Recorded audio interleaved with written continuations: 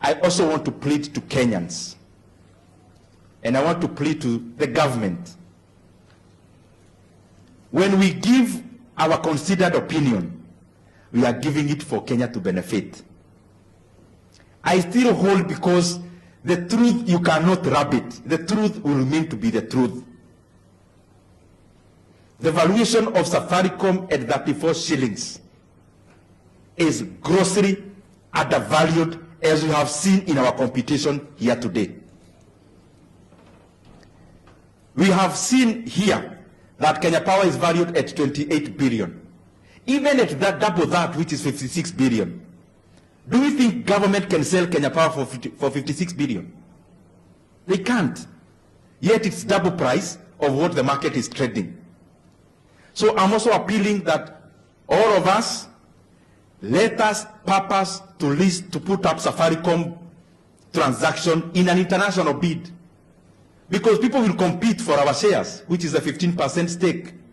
And you can be guaranteed the 2 or 4 billion we are getting, we are going to get more than 350 billion from other people bidding for Safaricom shares. Because our market has been undervalued. And when it is undervalued, it is not the right parameter to measure the share you own. It is the right one to measure the share you want to buy, not the share you want to sell. And you have seen in the market, yesterday night, you saw that Nedbank from South Africa is buying NCBA. It is buying NCBA at a price of around 102 shillings because it's 1.24 to book value. It's about 1.4 to book value. So the share was trading at below 70 before any news of a takeover came up. But now the company, in terms of the valuation at which Nedbank is buying NCBA, is more than 50% of that price. Meaning the market was not valuing NCBA the way it ought. And that's why there is already a transaction of the market at a much higher price. There is a transaction happening in Kenya now of a company called EABL. The IJO is selling to Asahi of Japan. The share price today, as you can check on the internet, of EABL is 244 shillings. 244. Yet, the IJO and Asahi, they are transacting the same share at 590 shillings. 590. How can we then be so incompetent as a Kenya that we are selling up our government assets based on market price? The idea is not basing on market price. Nedbank is not basing on market price. Why should Safaricom be based on market price? Then you lose up value. I think when we say these things, it's not politics. It is about Kenya getting an extra 150 billion to build more roads to prosper Kenya and our systems. I want to announce to all of you here as my brothers and sisters, what we did in Kiharu in terms of launching a program of learners paying 500 shillings per term.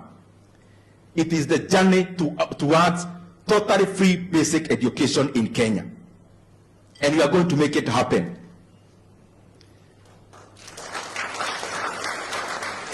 And we want to start with day secondary schools. And I'm not throwing this to anyone to do it. I will also be part of doing it. And I'm requesting a very simple formula. Instead of me doing this program in Kiharu, and another one doing it in their constituency, and the discrepancies between this and the other one in terms of constituencies, my proposal is simple. And we'll do it, and I can assure you, I'll be the champion of this until it is done. CDF at Nairobi level, even before it comes to Kiharu, every constituency must be cut 30 million Kenya shillings, which will amount to 10 billion Kenya shillings nationally. We put that money into a kitty we are going to call day secondary school kitty. The governors in the equitable share to also contribute 10 billion Kenya shillings. Even before it reaches, the treasury should deduct the 10 billion. The national government, and especially the Ministry of Education, to also rearrange their budget and raise an extra 10 billion Kenya shillings. We put that money into a kitty of day school. Kenya requires only 30 billion shillings to make day secondary school education free and totally free, including lunch. And Kenya must start that journey today, not tomorrow. We must never use basic education ever again as a tool anywhere in the election period. The day secondary school and basic education must be made free.